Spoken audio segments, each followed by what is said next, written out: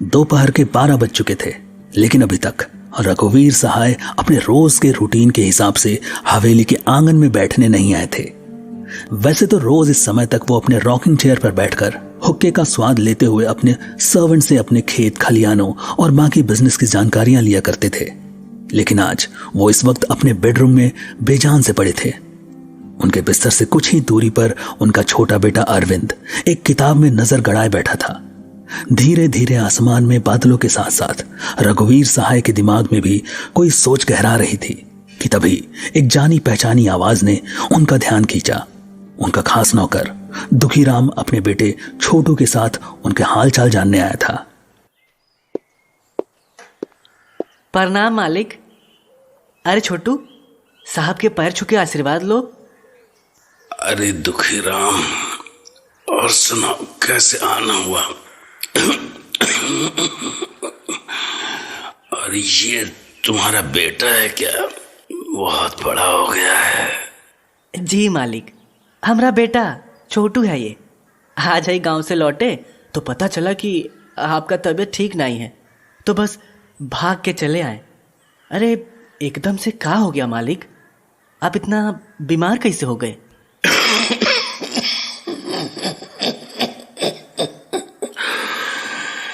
अरे कुछ नहीं दुखीराम, बस मामूली खांसी बुखार है। कुछ दिन आराम करूंगा तो ठीक हो जाऊंगा। बस मालिक, आप जल्दी ठीक हो जाएं। आपकी बगी के लिए एक बहुत ही शानदार नस्ल का घोड़ा ढूंढने मिला है, आपको दिखाने ले चलूंगा। ठीक है दुखीराम, इधर आओ बेटा, इधर आओ। स्कूल जाते हो? जी साहब। किस क्लास में पढ़ते हो? पिताजी, आप ज्यादा बात मत कीजिए। डॉक्टर ने आपको आराम करने को कहा है। दुखीराम, अब तुम लोग जाओ, पिताजी को आराम करने दो। मैं ठीक हूं अरविंद। तुमने मुझे इस कमरे में कैद करके रख दिया है। आपके भले के लिए ही कर रहा हूं पिताजी। दुखीराम, तुमने सुना नहीं मैंने क्या कहा? जी छोटे साहब, हम जा रहे हैं। मालिक, हम चलते हैं, आप आराम कीजिए। परसों आपका लिए बाग से बढ़िया शरीफा लेके आएंगे। ठीक है दुखीराम, जल्दी आना। दरवाजा बंद होने तक कमरे से बाप बेटे की झगड़ने की आवाजें बाहर आती रही, जिसे सुनकर जाते हुए दुखीराम का मन एक अजीब से डर से भर गया। उसे उस हवेली पर जैसे कोई मनहूस साया सा आन पड़ा महसूस हो रहा था।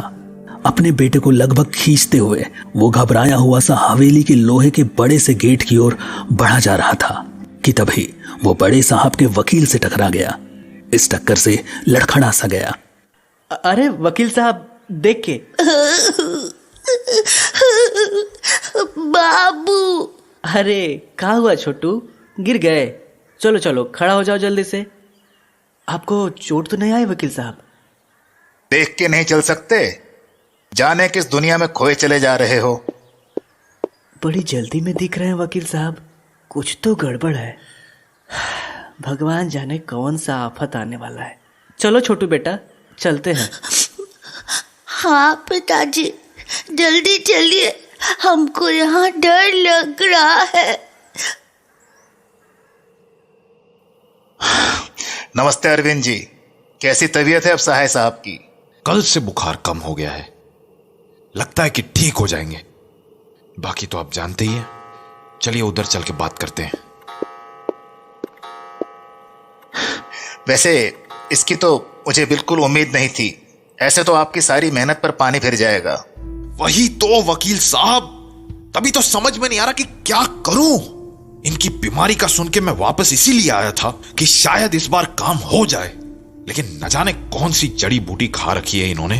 मन तो करता है दवा की जगह जहर दे दूं। उससे तो आप उल्टा फंस जाओगे अरविंद जी।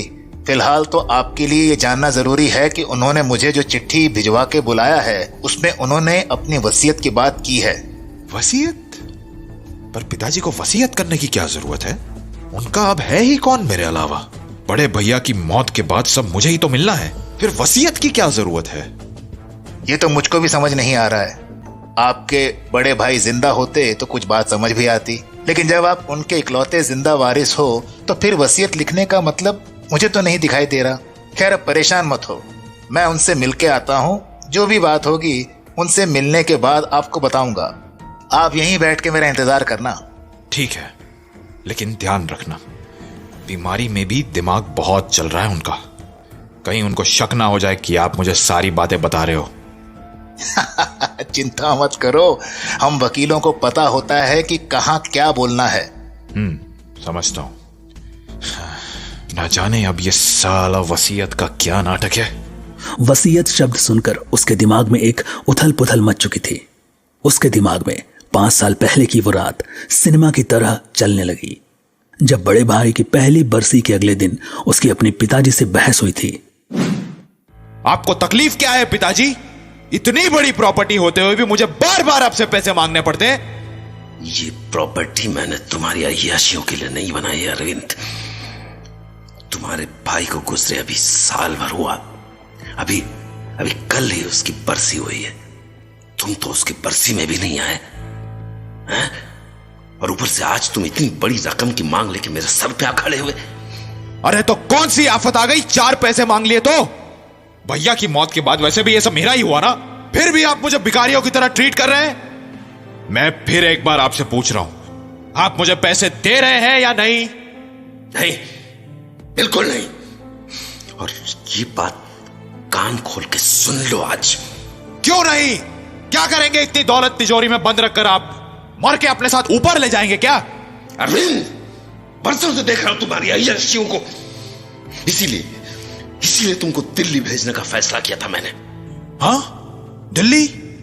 हाँ, तुम आज रात की बस से ही दिल्ली जा रहे हो। वहां तुम मेरे एक दोस्त के जानने वाले के यहां नौकरी करोगे, और जब महीने में 2-4 हजार के लिए पसीना बहाओगे, तब शायद तुम्हें पैसे की कीमत समझ में आएगी। जाओ जाओ, तैयार हो जाओ। तुम्हारा सामान मैंने पहले ही पैक कर दिया है। पर पिताजी। हाँ, अरे क्या हुआ अरविंद बाबू? किस सोच में खोए हुए थे? क्या बात हुई पिताजी से?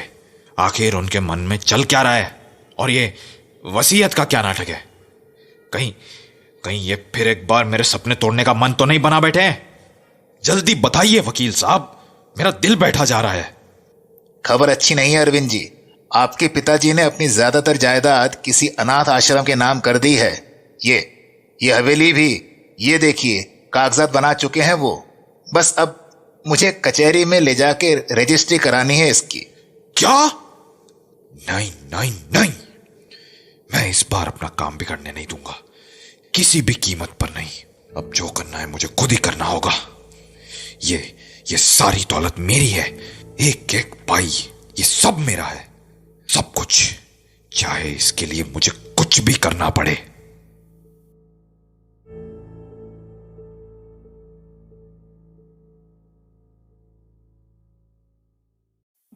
ऐसी मूसलाधार बारिश हो रही थी जैसे आसमान भी अपने आंसुओं को रोक न पा रहा हो।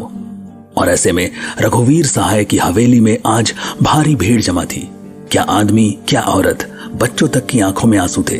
होते भी क्यों नहीं, आखिर रघुवीर सहाय पूरे एरिया में अपनी दया और रहमदिली के लिए जाने जाते थे। और आज उन्हीं रघुवीर सहाय की लाश उनकी हवेली के बड़े से हॉल के बीचों बीच सफेद चादर में लिपटी पड़ी थी। आसपास के गांव का हर आदमी उनके आखिरी दर्शन करना चाहता था। इस बीच उसके पुराने फैमिली मेंबर्स जैसे दोस्त डॉक्टर श्रीवास्तव ने रघुवीर सहाय के पार्थिव शरीर पर झुककर उनके आखिरी बार नमस्ते की, और उनके बेटे अपने मरहूम दोस्त के बेटे अरविंद की ओर बढ़ गए, जो पास में ही मुंह लटकाकर बैठा हुआ था। कैसे हो बेटा अरविंद? क्या कहूं अंकल, पिताजी ऐसे अचानक छोड़ के चले गए। मैं तो बिल्कुल ही अकेला पड़ गया हूं। संभालो खुद को बेटा, जिसे जाना था वो चला गया। ऐसे रो के क्या हासिल होगा? अब तुम्हें ही अपने पिताजी का पूरा बिजनेस और खेती बाड़ी संभालनी होगी। सहाय खानदान की लेगेसी अब तुम्हारे हाथों में है।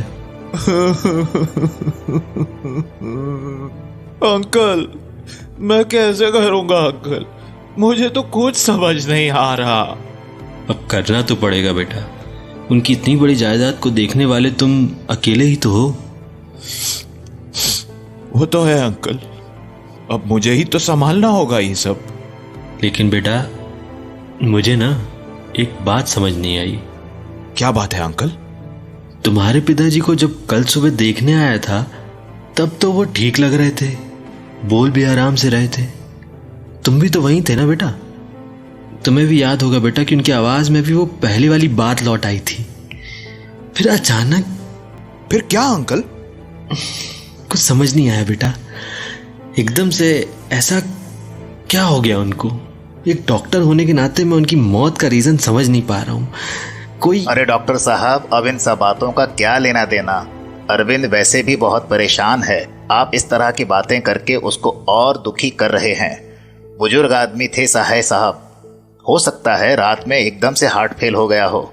चलिए हम दोनों उधर बैठते हैं, अरविंद को अंतिम संस्कार की तैयारी करने दीजिए। शायद आप ठीक ही कहते हो वकील साहब। सॉरी बेटा अरविंद। अरे कैसी बातें कर रहे हैं आप डॉक्टर अंकल? आप तो पिता समान है मेरे लिए, आपकी बात का बुरा क्यों मानूंगा मैं? ठीक है बेटा, तुम अंतिम संस्कार की तैयारी करो। वकील साहब चलिए। बधाई हो अरविंद, आखिर आज तुम इस पूरी प्रॉपर्टी के मालिक बन ही जाओगे। आपके साथ के बिना ये पॉसिबल नहीं होता वकील साहब। अरे नहीं, मैंने तो कुछ किया ही नहीं, बस अपना वादा मत भूल जाना। कैसी बात कर रहे हैं वकील साहब? मुझे अच्छे से याद है आपको क्या चाहिए। मैंने आपको वादा किया था ना, तो पूरा भी जरूर करूंगा। वैसे अब ये वसीयत कब तक रेडी हो जाएगी? बस मेरा असिस्टेंट फाइल लेकर आता ही होगा कोर्ट से, फिर 5 गवाहों के बीच में वसीयत पढ़ी जाएगी और तुम इस सबके इकलौते मालिक बन जाओगे। अरे देखो, नाम लिया और शैतान हाजिर, मेरा असिस्टेंट आ गया। तुम हॉल में पहुंचो, मैं फाइल लेकर पीछे पीछे आता हूं। बहुत साल इंतजार किया है इस पल का। आधी जवानी बर्बाद कर दी पिताजी ने मेरी इसके लिए, लेकिन बस आज से मैं राज करूंगा इस पर। मैं अब मुझे किसी के आगे हाथ नहीं फैलाने पड़ेंगे। अरे बाद में हंस लेना अरविंद बाबू, अभी थोड़ा मुंह बना लो। दुनिया को लगना भी तो चाहिए कि बेटा बाप की मौत से बहुत दुखी है। पिताजी की बहुत याद आ रही है। अब ठीक है ना? तो वकील और अरविंद अपनी हंसी को रोकते हुए एक एक करके हॉल की तरफ बढ़ गए। आखिरकार अरविंद का वो सपना आज पूरा होने वाला था, और जिसके लिए उसने क्या क्या हदें पार की थी, इसकी पूरी खबर तो उसके पार्टनर वकील को भी नहीं थी। चीयर्स! चीयर्स! ये जाम आजादी के नाम। आजादी मुबारक अरविंद बाबू, आजादी मुबारक। सच में वकील साहब, मैं तो डर ही गया था जब आपने बताया कि वो सारी प्रॉपर्टी किसी अनाथ आश्रम को देने वाले। कहीं उनको पता तो नहीं चल गया था? क्या पता चल गया? अरे कुछ नहीं, बस यही कि हम उनकी प्रॉपर्टी पर नजर जमाए बैठे हैं। कुछ शक तो हुआ होगा उनको, तभी तो रातों रात वसीयत बदल दी थी। अगर मैं नहीं होता तो इस वक्त तुम तो कहीं के नहीं रहते। मैं जानता हूं वकील साहब। अरे यार, ये वकील साहब बार बार मत बोला करो अरविंद बाबू, तुम मुझे नाम से बुला सकते हो। सतेंद्र बोलो, सतेंद्र। अरे we are partners now. Partners as in partners in crime. हवेली में चूहे बहुत हैं क्या? नहीं तो क्यों? कुछ नहीं, कुछ आवाज आ रही है चूहों के दौड़ने की सी। अरे होने दो यार। वैसे भी अब इस हवेली को गिराकर यहाँ एक आलीशान रिजॉर्ट बनवाना है मुझे। अरे ये ग्लास कैसे गिर गया? लगता है ज्यादा चढ़ गई है आपको सतेंद्र भाई। नहीं अरविंद, मुझे लगा कुछ दौड़ के गया इधर से, जिसकी वजह से ग्लास गिर गया। शायद कोई मोटा ताजा चूहा था। लगता है बड़ा शौकीन चूहा था, स्कॉच भी आया होगा।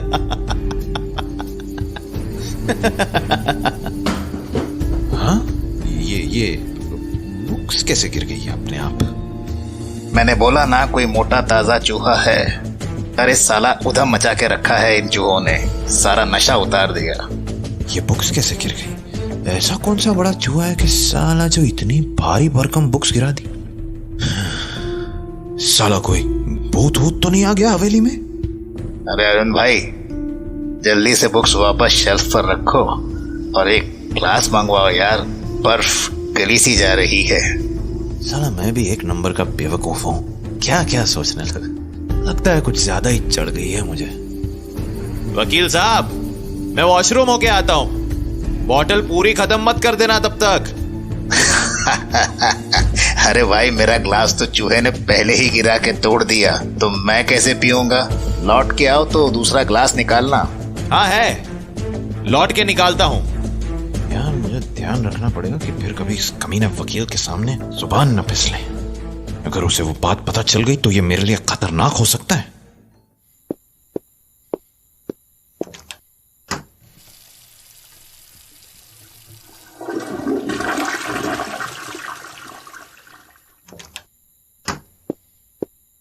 हाँ वकील साहब, मैं कह रहा था कि अरे वकील साहब कहाँ गए? महेंद्र काका, महेंद्र काका। जी छोटे मालिक। ये वकील साहब किधर चले गए? साहब वो तो घर चले गए। मैंने उनको खाने के लिए पूछा तो था, लेकिन उन्होंने कोई जवाब नहीं दिया। भागते हुए बाहर निकल गए। भागते हुए निकल गए? पगला गया क्या? ऐसी कौन सी आफत आ गई जो भागते हुए चले गए? अजीब है। चलो कल सुबह जब नशा उतरेगा तब पूछूंगा उसको। अरे हाँ महेंद्र काका, मेरे लिए खाना ले आओ। लगता है अब सारी बॉटल मुझे ही खत्म करनी पड़ेगी। चलो अकेले ही जश्न मनाया जाए। थैंक यू पिताजी।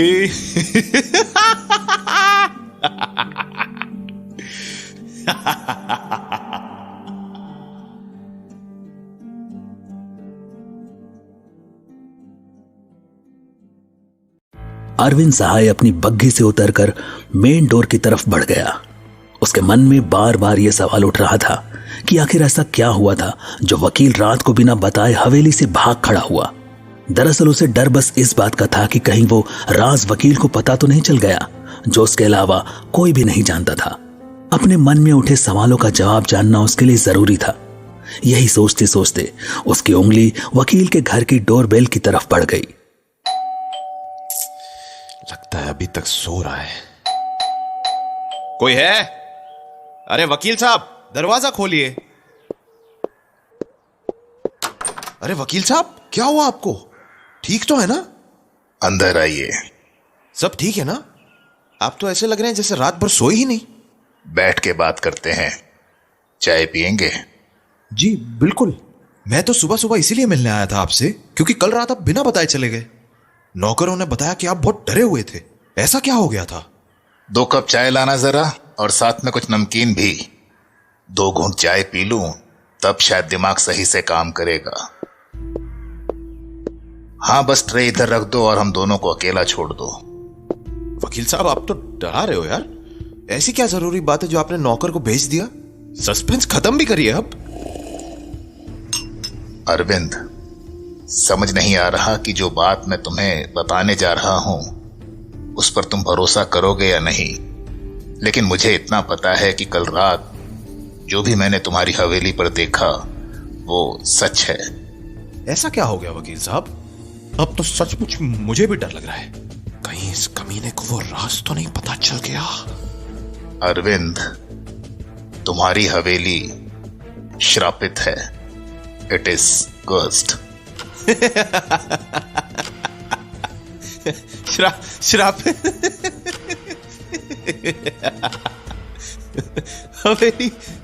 हवेली इज cursed। क्या वकील साहब, लगता है आपसे स्कॉच संभाली नहीं जाती। हाँ, रात को 2 पैक का नशा अभी तक उतरा नहीं आपका। ये क्या बोले जा रहे हो आप?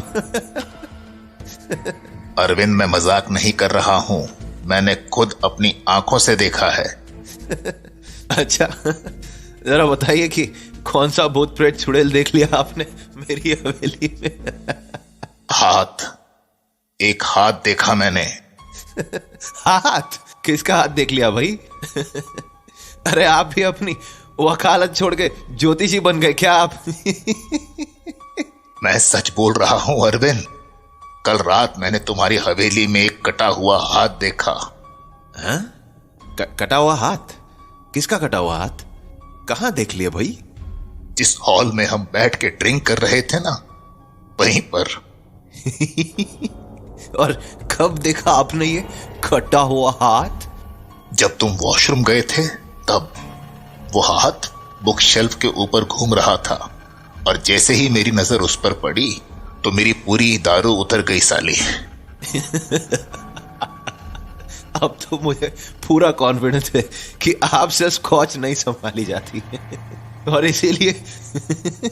इसीलिए आप बिना बताए भाग गए कल रात। पूरा मटन रोगन जोश मुझे अकेले ही खाना पड़ा। तुम समझ नहीं रहे हो अरविंद, तुम्हें नहीं पता वो हाथ किसका है। मैं जानता हूं, मैं उस हाथ को पहचान गया हूं। अच्छा, और मुझे भी जरा बताइए कि वो कटा हुआ हाथ किसका है जिसने आपका नशा उड़ा दिया? रघुवीर सहाय का। वो तुम्हारे पिताजी का हाथ है। पिताजी का हाथ? क्या बक रहे हो आप? वकालतमंदी हो गई है क्या आजकल, जो ये हॉरर स्टोरीज लिखने लगे हो? मेरी बात का यकीन करो अरविंद, मैं उस हाथ को नहीं भूल सकता। हमने मिलकर। चुप हो जाइए, मजाक की लिमिट मत क्रॉस करिए वकील साहब। मुझे याद है हमने उस रात क्या किया था। याद दिलाने की जरूरत नहीं है, शायद अब आपसे हैंडल नहीं हो रहा। गिल्ट मार रही है क्या आपको? मुझे कोई गिल्ट विल्ट नहीं है अरविंद, मैं सिर्फ तुम्हें वॉर्न कर रहा हूं। हमें किसी बाबा या तांत्रिक को बुलाना चाहिए। ऐसा है वकील साहब, आप अपना ये भूत प्रेत या अंधविश्वास अपने पास रखिए। आपका दिमाग ठिकाने पर नहीं है। मैं जा रहा हूं, जब आपके होश ठिकाने आए तब कांटेक्ट कर लेना मुझे। मेरी बात सुनो अरविंद, मैं सच बोल रहा हूं। अरविंद मेरी बात सुनो। वकील के घर से लौटकर आए अरविंद सहाय को 2 दिन हो चुके थे। हालांकि उसको वकील की बातों पर विश्वास नहीं था, लेकिन हां, उसके मन में एक अजीब सा खौफ तो बैठ ही गया था। एक तो उसका मूड वैसे भी खराब था, और ऊपर से आज उसके बोलने के 1 घंटे बाद भी अभी तक उसका डिनर सर्व नहीं हुआ था। तो आखिरकार भूख से परेशान अरविंद सहाय से रहा नहीं गया। महेंद्र काका, महेंद्र काका, अंधे हो क्या? पागलों की तरह क्यों दौड़ के आ रहे हो? टेबल गिरा दिया। माफी मालिक, वो आपकी आवाज सुनाई दी तो किचन से भाग के आया। 1 घंटे से ज्यादा हो गया खाने के लिए बोले हुए। इतनी स्लो सर्विस क्यों है? भूखा मारना चाहते हो क्या तुम सब मुझे? साहब, मैं अकेला क्या करूं? आपके लिए खाना ही बना रहा था। तुम अकेले खाना क्यों बना रहे हो? बाकी नौकर कहाँ है? साहब, आज कोई काम पर नहीं आया और शायद कल भी नहीं आएंगे। क्यों, स्ट्राइक पर चले गए क्या सबके सब? समझा दो सबको कि मैं किसी की पगार बढ़ाने नहीं वाला। बात पैसों की नहीं है साहब। अब तो कोई भी इस हवेली में काम नहीं करने वाला। कोई यहां काम नहीं करने वाला? अब ये क्या नया तमाशा है? हवेली में काम नहीं करेंगे? क्यों? एक एक की खाल खिंचवा लूंगा। बुलाओ सबको कल सुबह। साहब, कोई नहीं आएगा। सबके सब डर रहे हैं हवेली में आने के लिए। और माफ कीजिएगा, मैं भी कल सुबह अपने गांव निकल रहा हूं। पगला गए हो क्या? सबके सबका दिमाग खराब हो गया है। यहां हवेली का मालिक भूख से मर रहा है और नौकरों को डर लग रहा है। अबे गधों, किस चीज का डर लग रहा है तुम सबको? अगर डरना ही है तो मेरे गुस्से से डरो नालायक। हद है। एक वो कमीना वकील जिसको कटा हुआ हाथ दिखता है हवेली में, उसने कम दिमाग का दही किया है जो अब तुम 2 कौड़ी के नौकरों का ड्रामा शुरू हो गया। क्यों, तुम लोगों को भी कटा हुआ हाथ दिख गया क्या? क्या हो गया? तुम्हारे चेहरे का रंग क्यों उड़ गया? क्या तुमको भी कटा हुआ हाथ दिख गया? जी साहब, हम सब ने देखा है। क्या बकवास कर रहे हो? मैं सच कह रहा हूं साहब। जिस दिन बड़े साहब की वसीयत पड़ी गई थी, उसी रात से किचन में आए दिन खटपट की आवाज आने लगी थी। पहले हमको लगा कि चूहे हैं, लेकिन फिर शांति ने परसों वो हाथ देखा। हम सबने उसकी बात नहीं मानी। वो तो उसी दिन काम छोड़ के चली गई। फिर एक एक करके सबने देखा वो हाथ। मैं सच कह रहा हूं साहब, इस हवेली में भूत है। मैं तो कहता हूं आप भी कहीं चले जाइए साहब। ये हवेली शापित हो चुकी है। तुम सब पगला गए हो? सबको कटा हुआ हाथ दिख रहा है। अब यह भी कह दो ना कि वो मेरे पिताजी का हाथ है, महान रघुवीर सहाय का हाथ। वो बड़े साहब का ही हाथ था साहब। मैं उनका हाथ कभी नहीं भूल सकता। अच्छा, और अब कहां है आपके बड़े साहब का वो कटा हुआ हाथ? आपके वो आपके पीछे है। किधर? कहां है? ये तो सच में अलमारी के ऊपर एक हाथ दिख रहा है। ये तो चल रहा है। काका जिंदा है। ये इसकी उंगलियां कैसे चल रही है? काका, काका कुछ कीजिए। काका, काका, काका। साला ये बुढ़ा तो भाग गया। अरे ये हाथ किधर गायब हो गया? कहीं मैं सपना तो नहीं देख रहा था? नहीं नहीं नहीं, सपना नहीं था, सपना नहीं था। शायद वो वकील सही बोल रहा था। हाँ, ये बुढ़ा मरने के बाद भी मुझे चैन से नहीं रहने देना चाहता। लेकिन इस हवेली को छोड़ के मैं कहीं नहीं जाऊंगा, कहीं नहीं। सुन रहे हो ना? मैं नहीं डरता तुझसे, नहीं डरता, मैं किसी से नहीं डरता।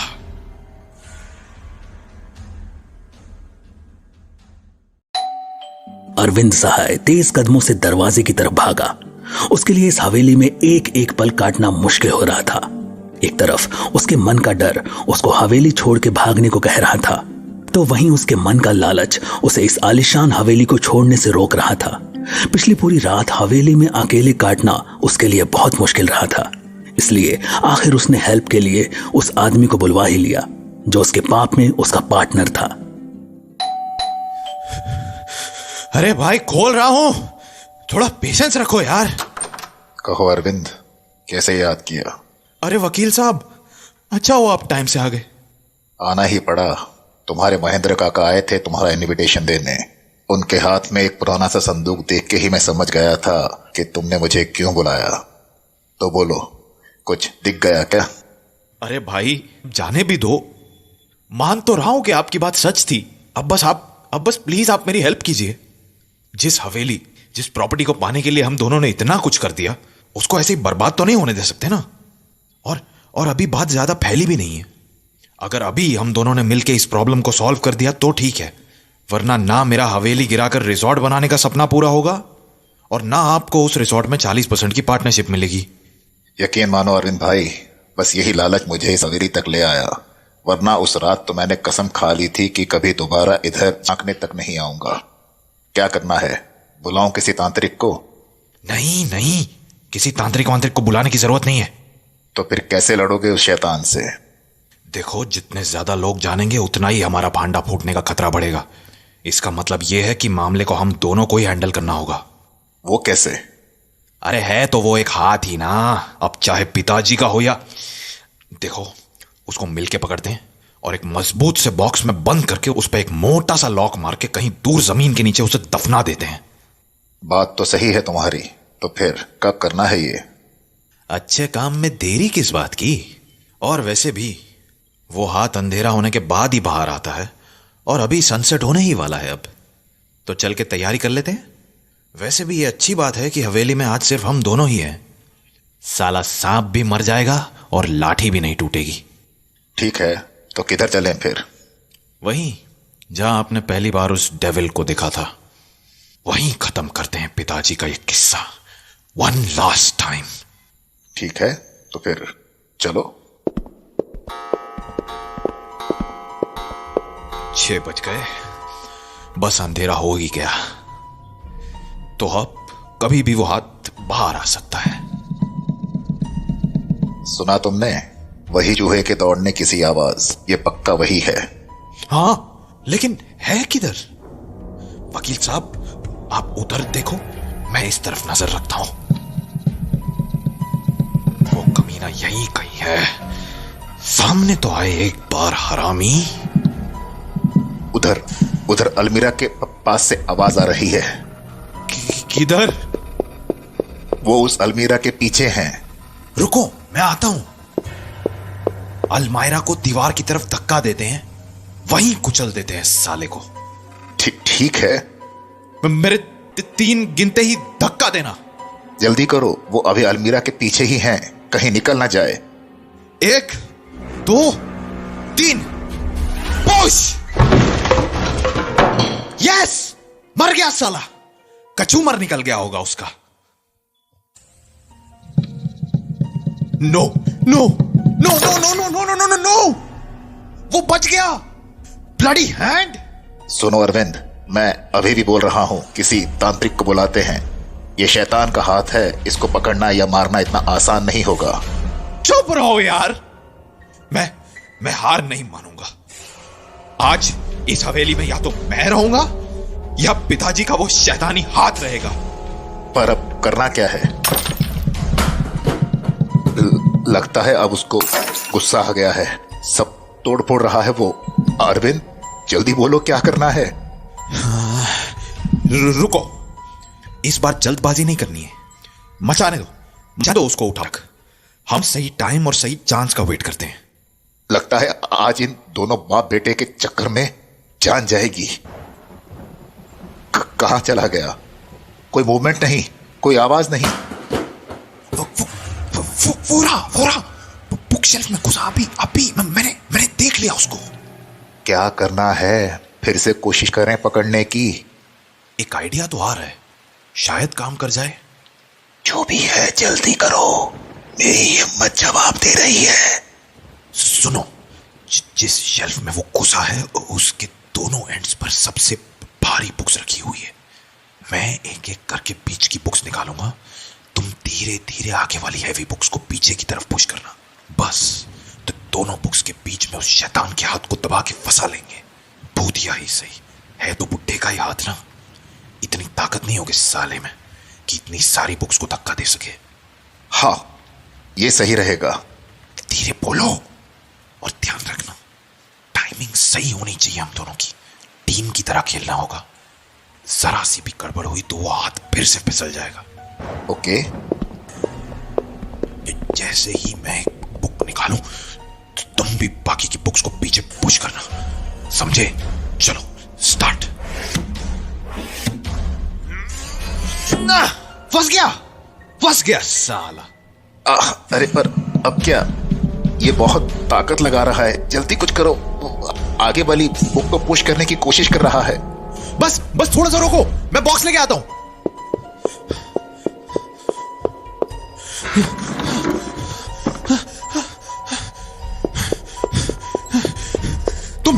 तुम प्रेशर बना के रखो, मैं उस हाथ को पकड़ के इस बॉक्स में डालूंगा।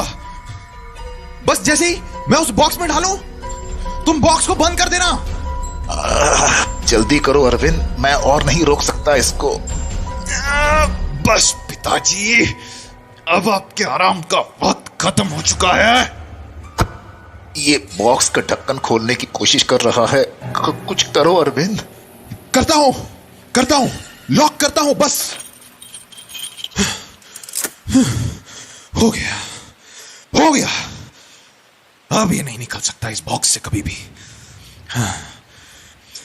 हमने खत्म कर दिया इस शैतान को वकील साहब। हम जीत गए। भाई, मैं तो अब तभी जीत मनाऊंगा जब हम इसको जमीन के नीचे दफन कर देंगे। अब ज्यादा वेट नहीं करना चाहिए। पहले इस किस्से को पूरा खत्म करते हैं, फिर स्कॉच पी के सेलिब्रेट करेंगे। ठीक कहते हो, चलो किस्सा खत्म करते हैं पहले। अरविंद सहाय के चेहरे पर खुशी साफ दिख रही थी। उसके सपनों को पूरा होने में जो आखिरी रुकावट थी, उसको वो जमीन के नीचे दफन करके आ रहा था।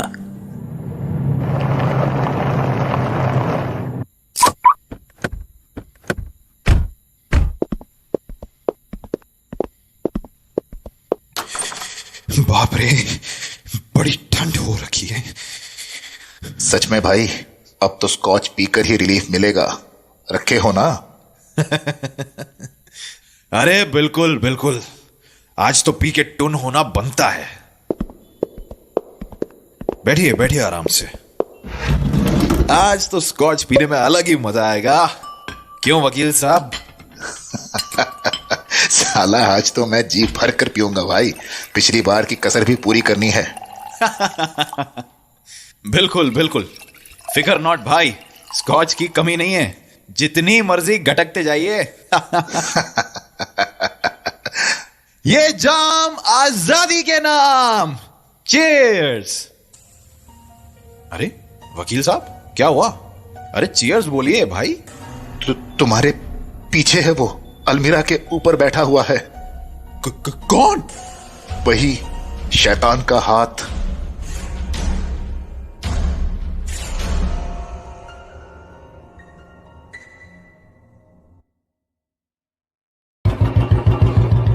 अपने फेलियर से परेशान अरविंद सहाय आखिरकार तंत्र मंत्र का सहारा लेने के लिए तैयार हो ही गया।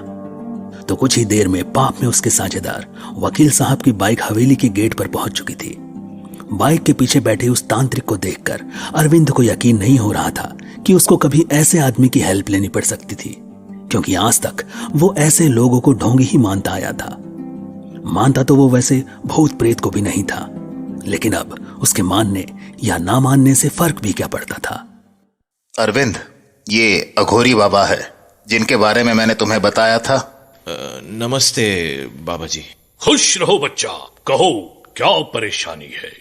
बाबा, वो आपको वकील साहब ने बताया होगा ना कि हम सब जानते हैं बच्चा, बाबा की आंख से कुछ नहीं छुपता। मगर क्या बाबा? बाबा तुम्हारे मुंह से सुनना चाहते हैं बच्चा। कहो क्या संकट है? वो क्या है बाबा कि मेरी इस हवेली में भूत है।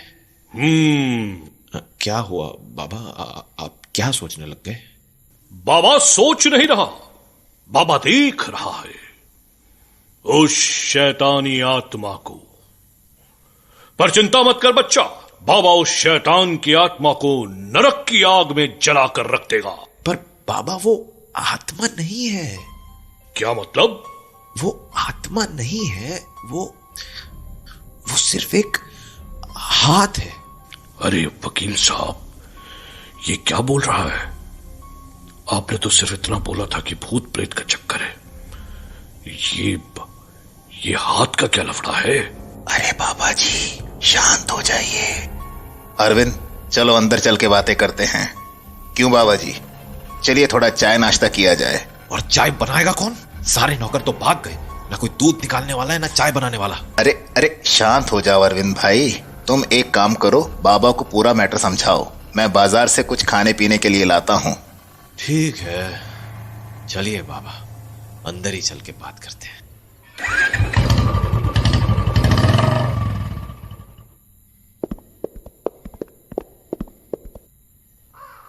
बैठिए बाबा जी।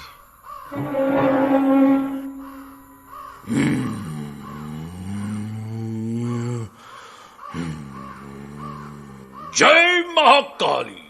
आज तक तो मैं इन बाबा शाबा को फ्रॉड ही मानता हूं, लेकिन ना जाने क्यों ऐसा लग रहा है कि इस बार यही तंत्र मंत्र नाव पार लाएगा। और फिर वैसे भी ऑप्शन ही क्या है मेरे पास?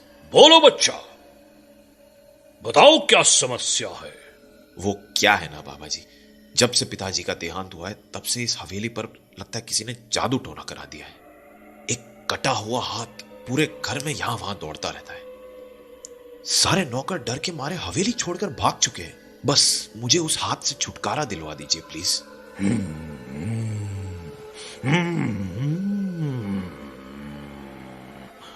हो जाएगा। उस शैतानी पंजे को बाबा इस हवेली से दूर भगा देंगे, लेकिन दाम लगेगा। बहुत मेहनत का काम है ये। बाबा महसूस कर रहा है ये हाथ कोई मामूली हाथ नहीं है, ये खुद शैतान का हाथ है। पैसों की चिंता आप मत कीजिए, बस काम हो जाना चाहिए। पक्का हो जाएगा ना बाबा? हाँ हाँ, ये सब तो मेरे बाएं हाथ का खेल है बच्चा। मैं महान अघोरी तारकनाथ तांत्रिक का शिष्य हूं।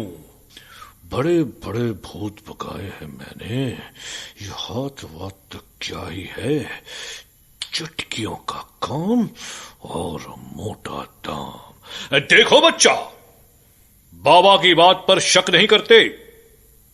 अब बस देखो मैं कैसे उसको भगाता हूं। तुम एक कागज और पेन ला कर दो। जो सामान मैं लिख कर दूंगा वो सब मंगवा लेना।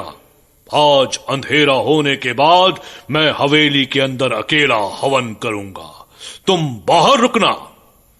आज मैं तुम्हारी हवेली को शैतान से मुक्त करके ही बाहर निकलूंगा। ठीक है बाबा, मैं पेन पेपर लाता हूं। ये लीजिए बाबा, पेन पेपर। अब ये क्या मनहूसियत है? ये सब उसी शैतानी ताकत का खेल है बच्चा, पर चिंता मत करो, मैं सब ठीक कर दूंगा। जय महाकाली।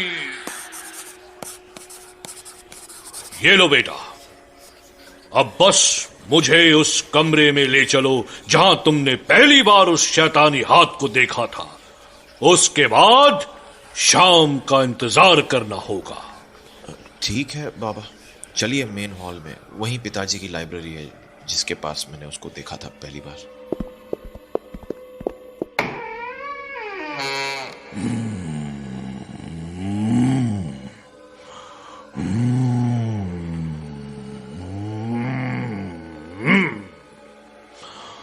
बहुत खतरनाक शैतान है ये।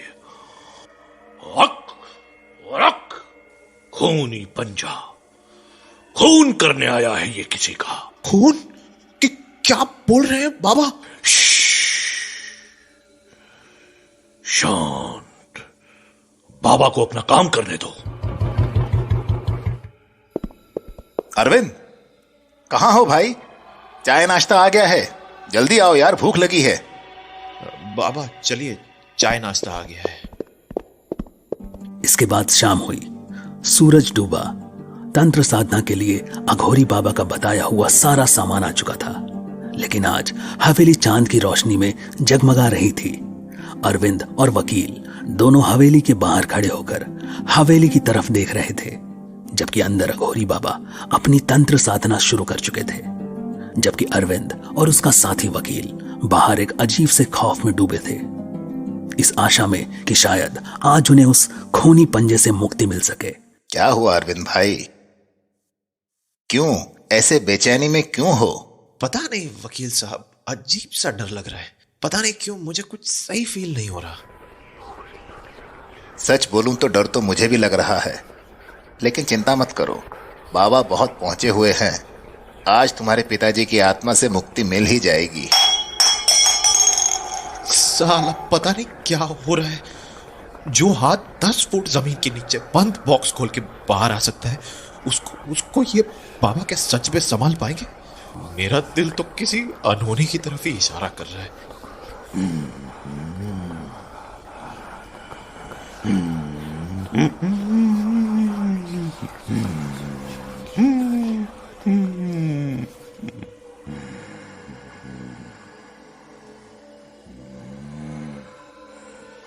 ओम ह्लीं क्लीं चामुंडाय विच्छे स्वाहा। ओम ह्रीं क्लीं चामुंडाय विच्छे स्वाहा। ओम ह्रीं क्लीं चामुंडाय विच्छे स्वाहा। ओम फट स्वाहा। ओम फट स्वाहा। ओम फट स्वाहा। अरे यार, कुछ तो गड़बड़ है, कुछ तो गड़बड़ है। मैं अंदर जा रहा हूं। रुक जा अरविंद, अंदर मत जा, मुझे डर लग रहा है। ये तो अघोरी बाबा की आवाज है। ये आवाज तो ऊपर की मंजिल से आ रही है, पर बाबा तो मेन हॉल में हवन कर रहे थे ना।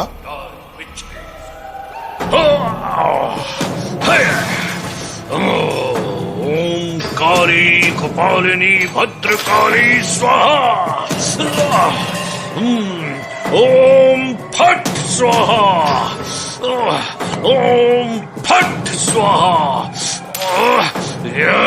ओम फट स्वाहा। ओम फट स्वाहा। ओम फट स्वाहा। भाग जा, भाग जा। यहाँ से, भाग जा शैतानी बच्चे, भाग जा। छोड़ मुझे, छोड़ मुझे, छोड़। अरविंद, अरविंद, ये बाबा कूद क्यों गया?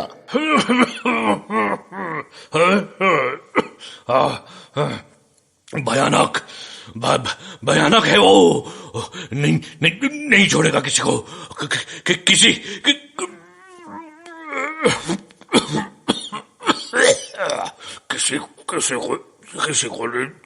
नहीं।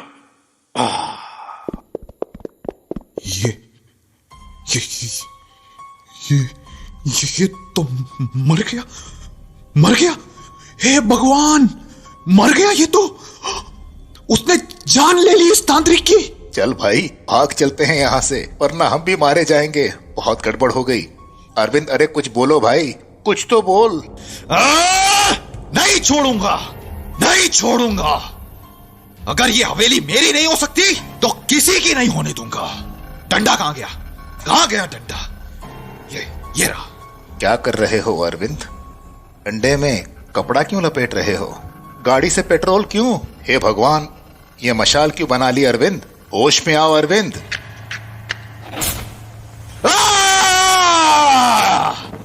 सब जला दूंगा। इस हवेली के साथ ही पिताजी के उस शैतानी हाथ को भी जलाकर राख कर दूंगा, फूंक दूंगा ये सब। अब रोको मुझे, रोको। आइए पिताजी, आइए, रोकिए मुझे। हिम्मत है तो रोक लीजिए। अरविंद, क्या हो गया है यार? ये सब बर्बाद हो गया।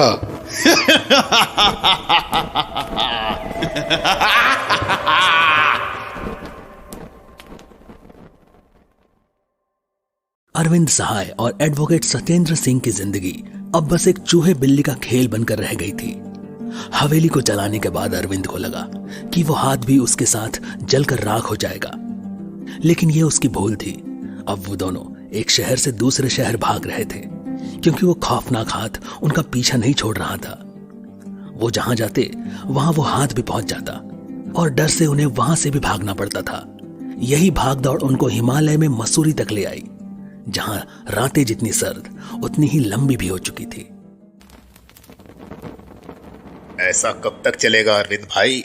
3 महीने हो गए हम दोनों को कुत्तों की तरह भागते हुए, छुप छुप कर रहते हुए, डर डर के जीते हुए, लेकिन वो साला हाथ हमें ढूंढ ही लेता है। अरे यार जवाब दो भाई, मैं तुमसे ही बात कर रहा हूं। ऐसे पत्थर की तरह मत बैठे रहो। साला दिमाग खराब हो गया था मेरा जो तुम्हारे कहे में आ गया। अच्छी खासी वकालत से भी हाथ धोना पड़ गया। वो सही कहावत है, क्या है वो साली? हाँ, चौबे चले थे चब्बे बनाने, दूबे बन के लौटे। लेकिन इधर तो साला लौटने का भी कोई सीन नहीं दिख रहा। हे भगवान, मदद करो। रुक जाओ वकील, कोई नहीं आ रहा मदद करने हमारी, और भगवान तो बिल्कुल नहीं। जो कुछ हमने किया है उसका सामना हमें खुद ही करना होगा। कैसे भाई, कैसे करेंगे उसका सामना?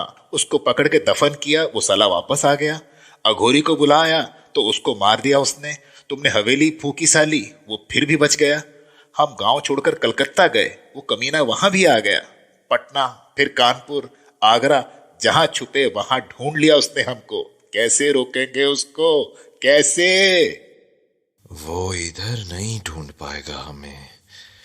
इसीलिए मैंने इस बार बस बदल बदल के सफर किया है। पिताजी को ठंड पसंद नहीं थी, इसीलिए वो कभी पहाड़ों पर नहीं गए। अभी तक हम जहां भी रुके उन्हीं की प्रॉपर्टी थी। कलकत्ता वाला घर, पटना वाला घर, कानपुर या आगरा का हॉस्टल, सब उनका ही था। शायद इसीलिए वो कमीना हाथ हमें ढूंढ लेता है। वो तो ठीक है, लेकिन हम कमाएंगे क्या? साला खाएंगे क्या? इस किराए के घर का किराया कैसे भरेंगे? कुछ तो रास्ता निकालना होगा अरविंद। लो, अब बारिश भी शुरू हो गई शायद। एक तो ये पहाड़ों की बर्फबारी पहले से ही मेरी हड्डियां गला रही है, और अब ये बारिश भी। मेरे दिमाग में एक आइडिया आया है। क्यों ना पिताजी की सारी प्रॉपर्टी बेच के पैसे लेके हम दोनों यहीं कोई बिजनेस डाल दे। और प्रॉपर्टी बेचोगे कैसे? उसके लिए तो तुम्हें वापस जाना पड़ेगा मौत के मुंह में। हाँ, बात तो तुम सही कहते हो। कौन है इस वक्त? खाना होगा। मैंने पास की दुकान से नान मटन मंगवाया था, परेशान मत हो। उसके अलावा कोई नहीं आता हमारे दरवाजे पे। तो क्या कह रहे थे तुम? बाद में डिस्कस करते हैं। चलो पहले पेट पूजा कर ली जाए, बड़ी जोरों से भूख लगी है भाई। बड़े दिनों बाद ढंग का खाना मिला है। सही कहते हो। आज तो कौन आ गया इस वक्त? शायद वही ढाबे वाला होगा। बोला था मैंने कि पैसे सुबह ले लेना, लेकिन लगता है इनको कुछ ज्यादा जल्दी है। आ रहा हूं यार, दिमाग खराब करके रख दिया है साला। कौन है वकील साहब? कोई नहीं है अरविंद, दरवाजे पे कोई नहीं है। बंद करो, डोर बंद करो, बंद करो इसको।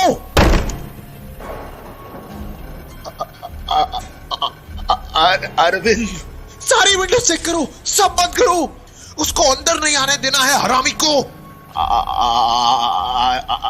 अरविंद। साले वकील, होश में आओ। खिड़कियां चेक करो, चेक कर कमीने।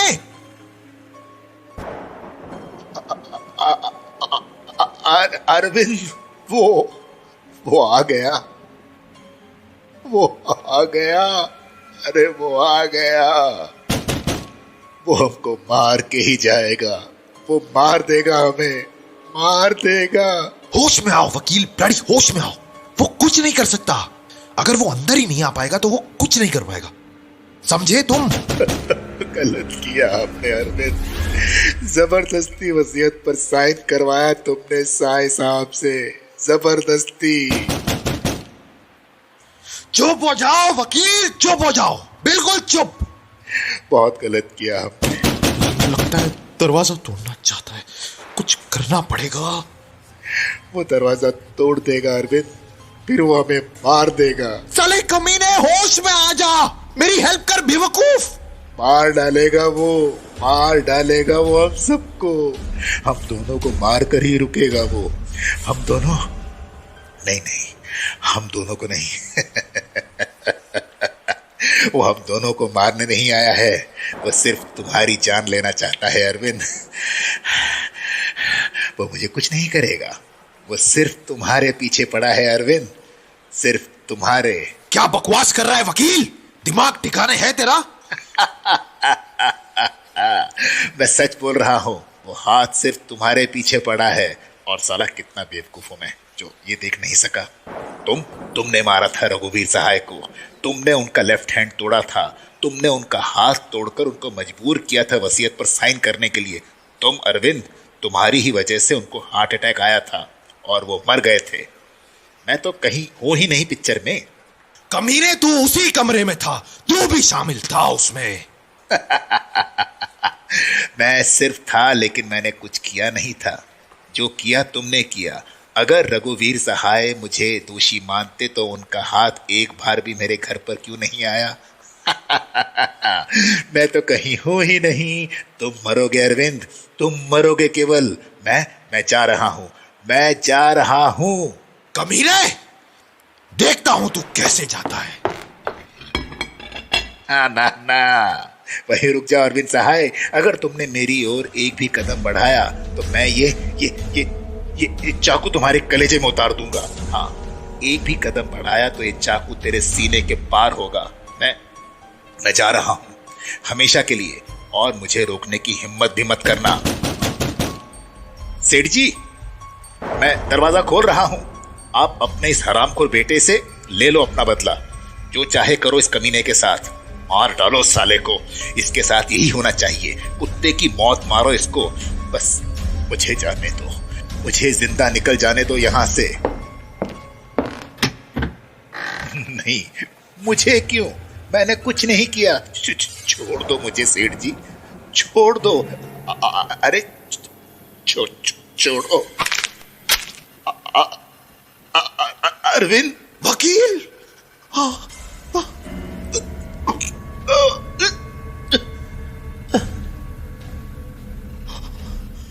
नो नो,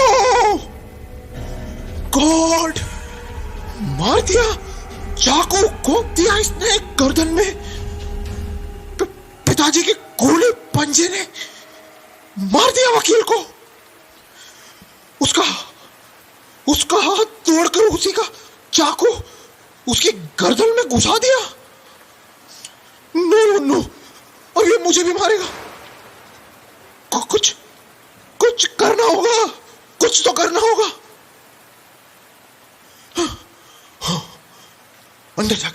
अंदर जाके डोर बंद करना होगा सबसे पहले।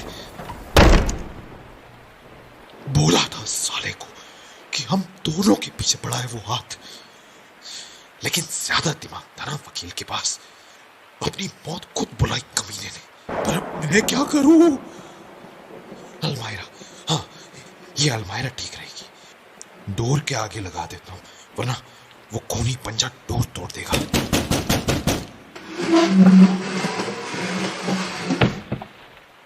अब देखता हूं कैसे घुसता है कमीना अंदर। हर तरफ से बंद है ये घर। सुबह होते ही निकल जाऊंगा। बस ये रात निकालनी है किसी भी तरह।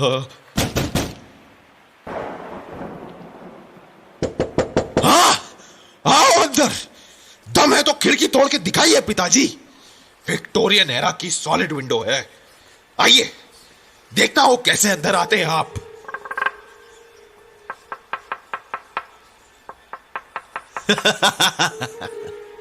आप मेरा कुछ नहीं बिगाड़ सकते, समझे? कुछ नहीं बिगाड़ सकते मेरा, छू भी नहीं सकते मुझे। सूरज निकलते ही निकल जाऊंगा यहां से। करते रहिए मेरा पीछा।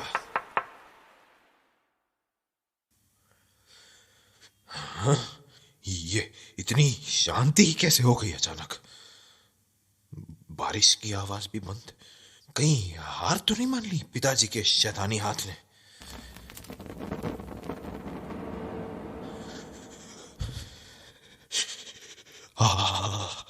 साली, ये एकदम से कमरे में ठंड क्यों होने लगी? ओह नो, नहीं नहीं नहीं नहीं, मैं तो ठंड से मर जाऊंगा यहां। ये फायरप्लेस की आग कैसे बुझ गई अपने आप? आग तो जलानी पड़ेगी, नहीं तो ठंड से जल जा। नहीं नहीं नहीं, प्लीज जल जा, प्लीज जल जा कमीनी। ये नहीं हो सकता। नहीं, प्लीज पिताजी, प्लीज नहीं। ये तो अंदर आ गया, और इसने तो वही खून से सना हुआ नाइफ पकड़ा हुआ है जो वकील की गर्दन में घुसेड़ा था। नहीं, पिताजी ऐसा नहीं कर सकते। जो भी, मैं उनका बेटा हूं। मुझे माफ कर दीजिए पिताजी, मुझे माफ कर दीजिए। लालच ने मुझे अंधा कर दिया था। मैं गिल्टी हूं पिताजी। मैंने पाप किया है, पाप किया है मैंने। मैं गिल्टी हूं पिताजी। मैंने बहुत गलत किया है। मैंने आपकी जान ली, लेकिन आपको मारना नहीं चाहता था। सच कह रहा हूं। मुझे माफ कर दीजिए पिताजी, मुझे माफ कर दीजिए। मुझे माफ।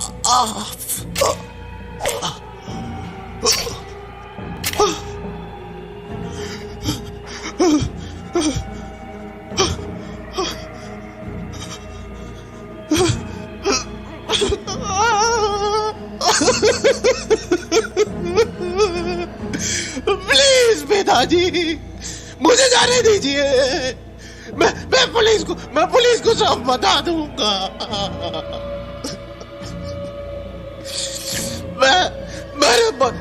मैं बता दूंगा कि मैंने अपने बड़े भैया की भी जान ली थी।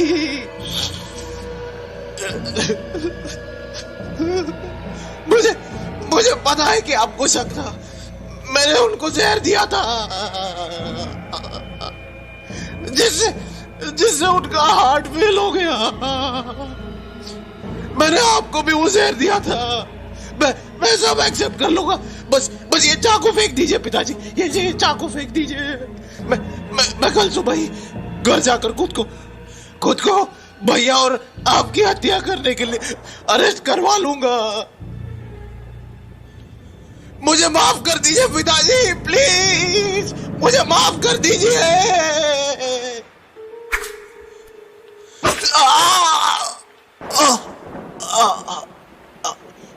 पिताजी, ये क्या किया आपने?